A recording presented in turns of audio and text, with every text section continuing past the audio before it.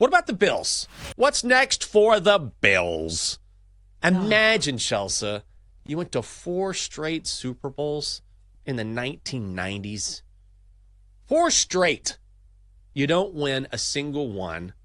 You still haven't gone back. And you just happen to, when you have the best team and the best quarterback you've had in God knows how long, you just happen to run into a dynasty, a juggernaut that is the Kansas City Chiefs.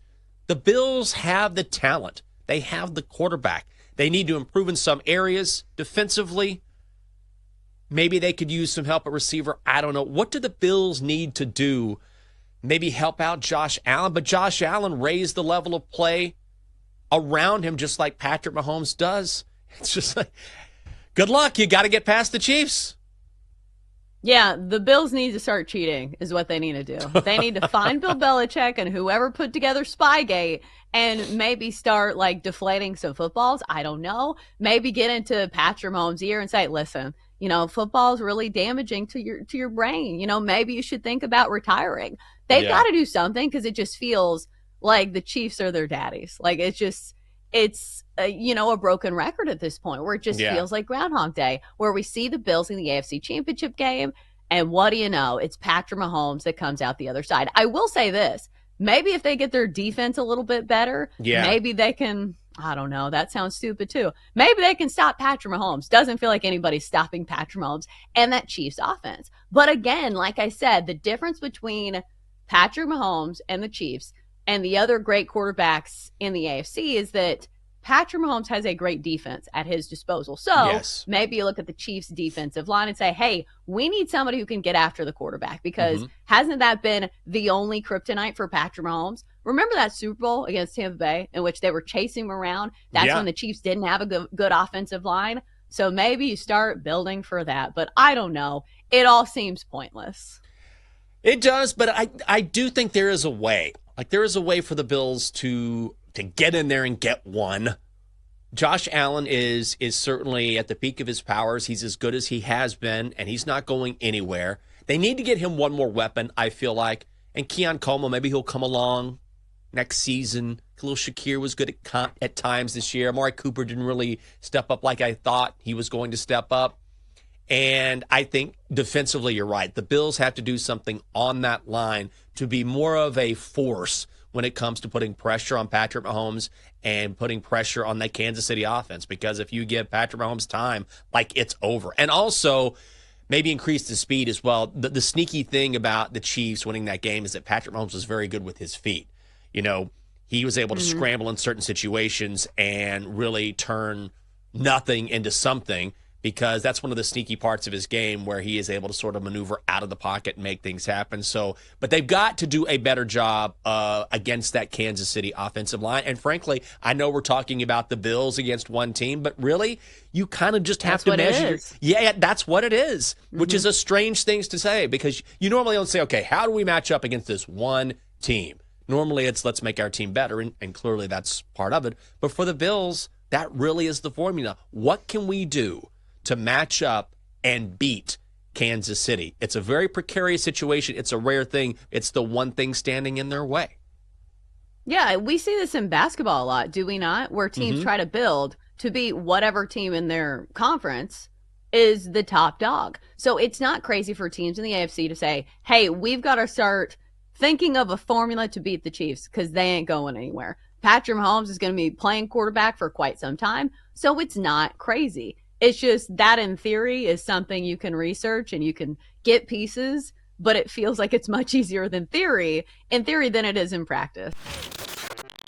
I mean, I think ultimately what it came down to Washington is that the Commanders are playing way over their heads, talent-wise. So the Commanders had won 7 straight, and they were playing really good football, and they absolutely believe in the culture that was has been instituted by Dan Quinn. There's no question about it. But when you look at the talent on the field, there's a pretty big talent discrepancy. And not just with the Commanders and Eagles, with the Commanders and a lot of teams. Remember, the Commanders won 4 games last year, so I feel like I'm coping right now and bargaining. But at the end of the day, the Commanders have to play turnover-free football, and they have to sort of rely on their rookie quarterback because they just don't have the players that other teams like a Philly or like a Detroit, which is amazing. They beat Detroit, but they just don't have the same athletes. Now, moving forward, the Commanders have a ton of salary cap space. They're going to bring in a lot of great talent, but I think ultimately when you play a kind of sloppy game like this, you're going to lose, and you're especially going to lose to a team like the Eagles who can win it all.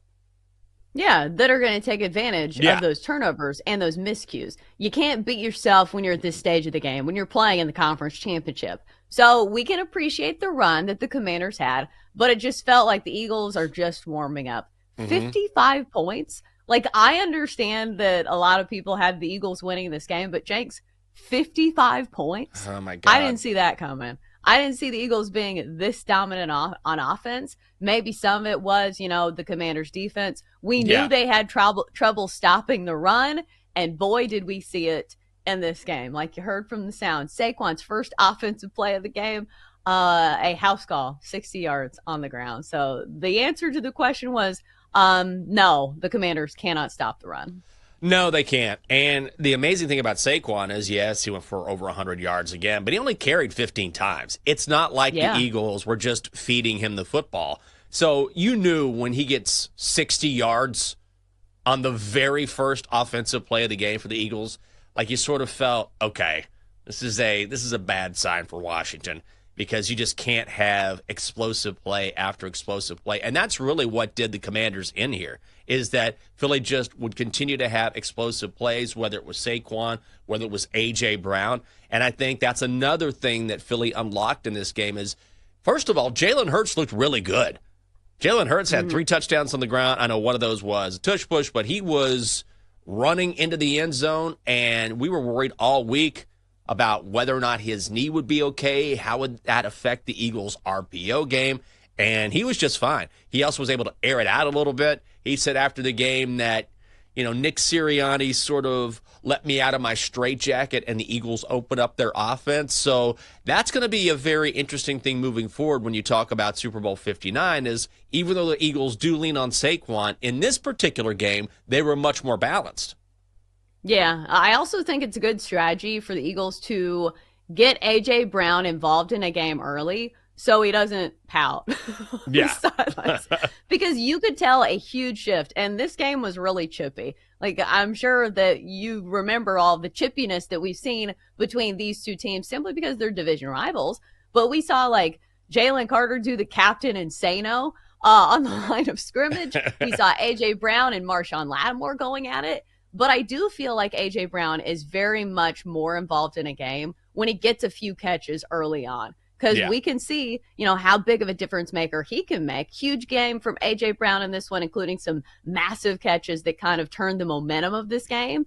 But I do think it would be in the best interest of the Eagles to get him involved in the game early in the Super Bowl, so he's not reading his book on the sidelines.